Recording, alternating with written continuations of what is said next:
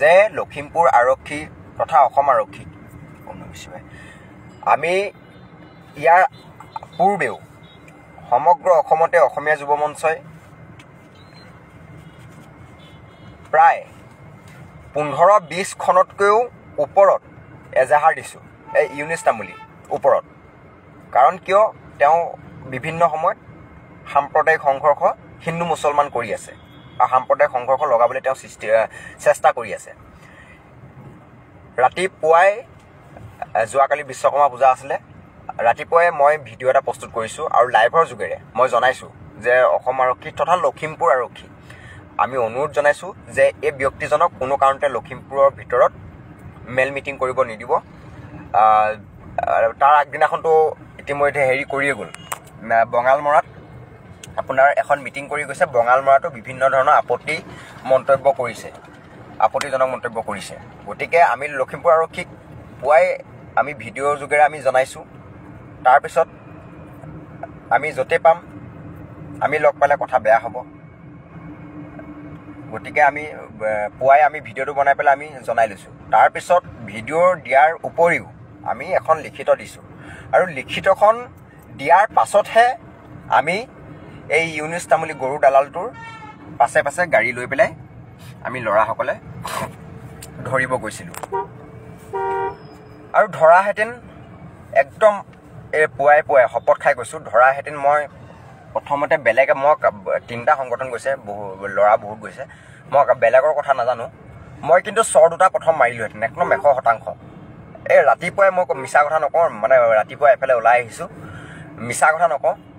মই প্ৰথম গাড়ীখন ৰখাব পৰাহেঁতেন তাক মই একদম মানে শপত খাই দিছোঁ আৰু তাক মই চৰ 2টা মই মাৰিলোহেঁতেন একদম খোলাখুলি। কাৰণ ইয়াত হিন্দু মুছলমান সি কৰি আছে, আমি কৰা নাই কোনো কাৰণতে। আৰু যদি সি কোনোবা বাংলাদেশী পক্ষ হৈ পেলাই ই যদি আমাক চেলেঞ্জ কৰি পেলাই লখিমপুৰলৈ আহি পেলাই, লখিমপুৰ বুলিয়ে নহয় মই প্ৰত্যেকখন জিলাৰ যুৱকসকললৈ মইতো অনুৰোধ জনাইছোঁ, ই যদি ভাবিছিলে ইয়াত এনেকুৱা এখন সাম্প্ৰদায়িক মন্তব্য কৰি থৈ যাওঁ, ইয়াত এখন সংঘৰ্ষ হওক আৰু মই ওপৰতে বহি লিডাৰ হৈ মই TRP পাই মই এটা লিডাৰ হৈ মোৰ ঘৰখন 7টা ল'ৰা ছোৱালী পঢ়িব, তাৰ মই বহুত ডাঙৰ কথা এটা কৈ দিওঁ ইউনুছৰ, তাৰ ল'ৰা ছোৱালী হৈছে 7টা। ইউনুছ তামুলীৰ তাৰ ল'ৰা ছোৱালী হৈছে 7টা, 2টা বেলেগলৈ দি দিলে, এটা বায়েকৰ ঘৰত আছে আৰু 4টা নিজৰ ঘৰত আছে।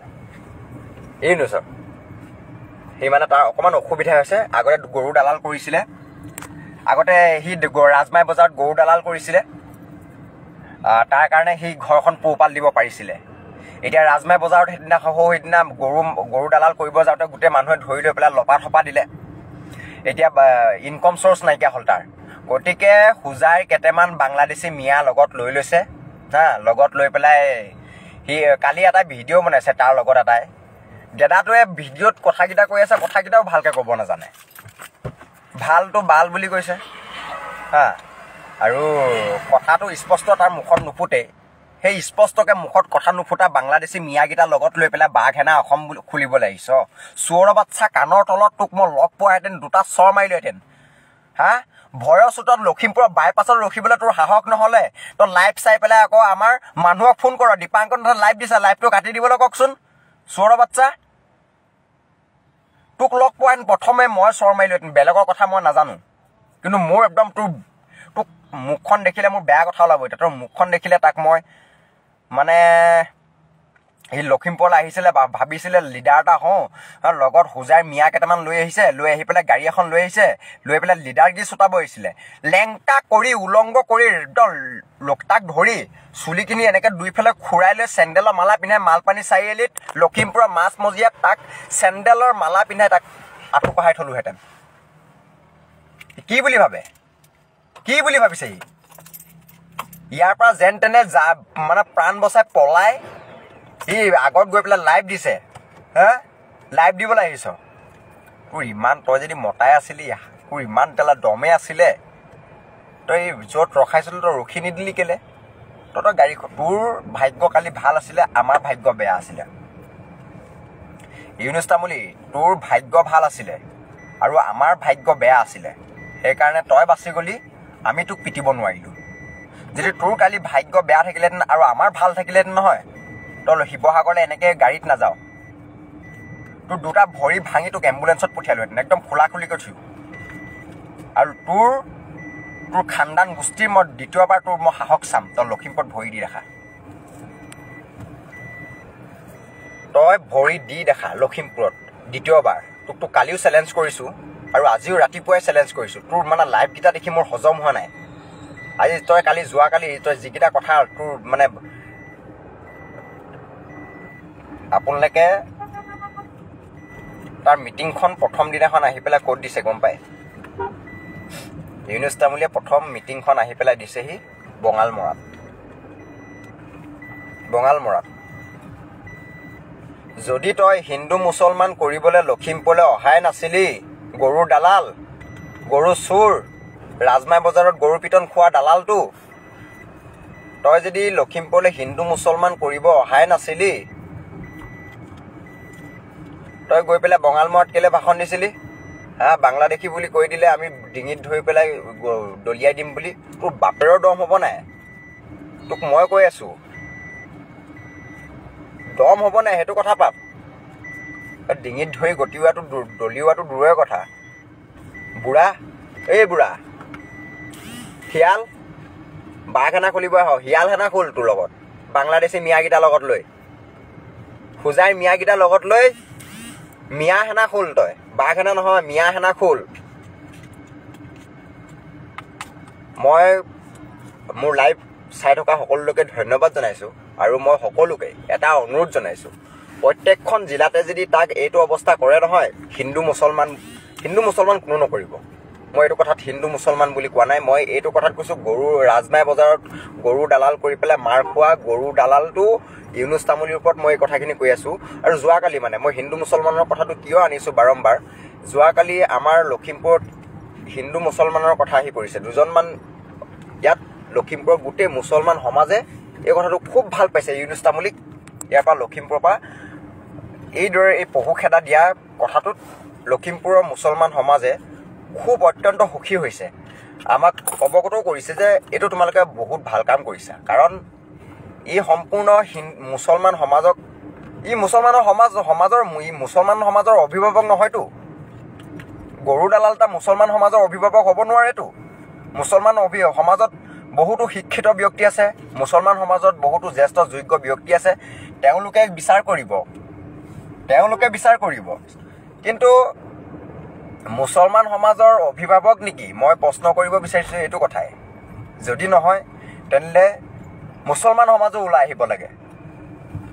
যদি মুছলমান সমাজৰ অভিভাৱক ইউনুছ তামুলী নহয় গৰু দালাল, তেনেহ'লে মুছলমান সমাজো ওলাই আহিব লাগে ইয়াৰ বিৰুদ্ধে। প্ৰত্যেকখন জিলাতে এই গৰু দালালটোৰ ওপৰত আপোনালোকে অকণমান ব্যৱস্থা আপোনালোকে গ্ৰহণ কৰক।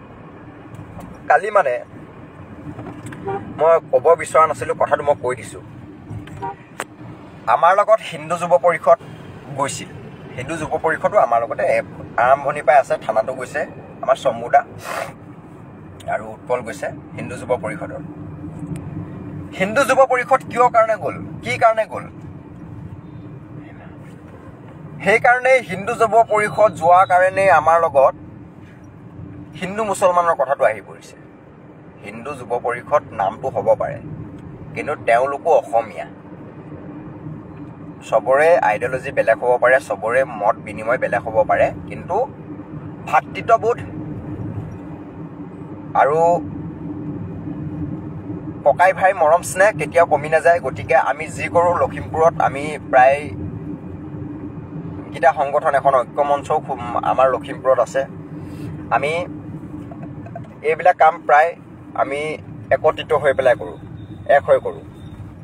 সেইকাৰণে হিন্দু যুৱ পৰিষদ আমাৰ লগত গৈছিল আৰু হিন্দু যুৱ পৰিষদ যোৱাৰ কাৰণে এই কথাটো ওলাইছে যে হিন্দু মুছলমান কৰিবলৈ আমি যোৱাকালি গৈছিলোঁ, কিন্তু তেনেকুৱা ধৰণৰ কোনো কথা নহয়। আমি তাত আপোনালোকে সম্পূৰ্ণ ভিডিঅ'কেইটা চাওক। আমাৰ প্ৰত্যেকজনৰে মিডিয়াত কোৱা কথাখিনি চাওক, লাইভত দিয়া ভিডিঅ' চাওক। তাত মুছলিম বুলি কোনো এজন ব্যক্তিয়ে কোৱা নাই। তাত কেৱল মাত্ৰ কৈছে যে গৰু দালাল ইউনুছ তামুলী। তাত মুছলমান বুলি কোনো কথা কোৱা নাই। মই আপোনালোকৰ আগতেও কৈছোঁ, আমি সকলো মিলিহে আমাৰ জাতিটো আগবঢ়াই লৈ যাব লাগিব। গতিকে তাত কোনো হিন্দু বা মুছলিম কৰিবলৈ বীৰ লাচিত অসমো যোৱা নাছিলে, অসমীয়া যুৱ মঞ্চও যোৱা নাছিলে, আৰু হিন্দু যুৱ পৰিষদো যোৱা নাছিলে। কিন্তু হিন্দু যুৱ পৰিষদ যোৱাৰ কাৰণে হিন্দু মুছলমান একাংশ বুলি নকওঁৱেই, দুইজন বা তিনিজন, হাৰ্ডলি 3জনমান ল'ৰা ওলাব। তেওঁলোকে এই কথাটো খুব বেয়াকৈ কৈ আছে। আৰু ইতিমধ্যে যোৱাকালি আমাৰ কাৰণে বহুত ডাঙৰ ভাল খবৰ এটা, আমাৰ কাৰণে ভাল খবৰ। কালি আমি যিটো কাম কৰিছোঁ, আমাৰ যিটো কামক আমাৰ স্থানীয় বিধায়ক, কৰ্মদক্ষ বিধায়ক মানৱ ডেকা ডাঙৰীয়াইও যোৱাকালি তেওঁৰ ফেচবুক পেজৰ জৰিয়তে এই কথাখিনি জনাইছে, আৰু আমাৰ ভিডিঅ'টো তেওঁ প্ৰচাৰ কৰিছে। আৰু আমাৰ কৰা কামখিনিক আমাৰ লখিমপুৰৰ স্থানীয় বিধায়ক মানৱ ডেকা ডাঙৰীয়াই সেই যিটো কাম কৰিছোঁ সেই কামক আমাক সমৰ্থন জনাইছে। গতিকে ইয়াৰ পাছত আৰু কোনোবাই কিবা চাৰ্টিফিকেট, কোনোবাই কিবা তেওঁলোকৰ দলিল আনি পেলাই দিব লাগে বুলি আমি নাভাবোঁ। আৰু সেইকেইটা নিজৰ TRPটোৰ কাৰণে আহিছে, বলকিছে, বকিছে, ভুকিছে, কুকুৰে ভুকিছে, হস্তি যায় বজাৰে, কুত্তা বকে হাজাৰে। গতিকে হাতী গৈ থকা দেখি কুকুৰে ভুকিবও পাৰে, কিন্তু TRPৰ কাৰণে যিকোনো কাম কৰিব নালাগে বুলি মই ভাবোঁ। এতিয়া কৰিশ্মা নাথ, এতিয়া ইউনুছ তামুলী, তেওঁলোকে TRPৰ কাৰণে বহুত বিভিন্ন ধৰণৰ কাম কৰি দিব, কিন্তু TRPৰ কাৰণে যিকোনো কাম কৰিব নালাগে আমি ভাবোঁ। কাৰণ সমাজ এখন উচ্ছৃংখল কৰাটো খুব সহজ। সমাজ এখন উচ্ছৃংখল, এটা বা দুটা কথাৰে সমাজ এখন উচ্ছৃংখল হৈ যাব, কিন্তু সমাজখন গঢ়িবলৈ তেনেকুৱা হাজাৰটা হাজাৰ কথাৰেও সমাজখন কিন্তু ভালকৈ গঢ় নলয়। কিন্তু আপুনি সমাজ এখন উচ্ছৃংখল কৰিবলৈ, সমাজ এখন বিনষ্ট কৰিবলৈ, সমাজ এখন শেষ কৰি দিবলৈ আপোনাৰ 2-এটা কথাৰে সমাজখন বিশৃংখল হৈ যাব পাৰে, সমাজখন শেষ হৈ যাব পাৰে। কিন্তু সেই সমাজখন পুনৰ গঢ় ল'বলৈ তেনেকুৱা 2-এটা কথাৰে সমাজ এখন গঢ় লৈ নুঠে। গতিকে নিজৰ ঘৰখন চলাবলৈ, নিজৰ TRPটোৰ কাৰণে মই ভাবোঁ, মোৰ নিজৰ ক্ষেত্ৰতো মই নিজে কৈছোঁ, যিকোনো কথা সামাজিক মাধ্যমত কৈ দিব নালাগে, যাতে সেই কথাটোৱে গোটেই সমাজখন শেষ কৰি পেলাই, সেই কথাটোৱে সমগ্ৰ সমাজখন বিনাশ কৰি পেলায়। গতিকে মই পুনৰবাৰ কৈছোঁ, আমি কেতিয়াও হিন্দু মুছলমান কৰা নাছিলোঁ এই ইউনুছ তামুলীৰ ক্ষেত্ৰত। আৰু এই ইউনুছ তামুলীয়ে যিটো যোৱাকালি ফেচবুক লাইভৰ জৰিয়তে কথাখিনি কৈ আছিলে, সেই কথাখিনি সম্পূৰ্ণ ভুৱা মিছা। তেওঁতো সাহসে নহ'লে বহুত ইয়াত ৰখিবলৈ। আৰু হিন্দু মুছলমান আমি কৰা নাছিলোঁ। আপোনালোক ক্লিয়াৰ দিবলৈ, আমি এই কথাখিনি ক্লিয়াৰ দিবলৈ মই এইখিনি লাইভ আহিছিলোঁ। আৰু ইউনুছ তামুলী প্ৰত্যেকখন জিলাতে ইউনুছ তামুলীক এইদৰে পহুখেদা দিবলৈ মই প্ৰত্যেকজন অসমীয়া স্বাভিমানী অসমীয়া যুৱকক বিনম্ৰৰে অনুৰোধ জনাইছোঁ। ধন্যবাদ। জয় আই অসম।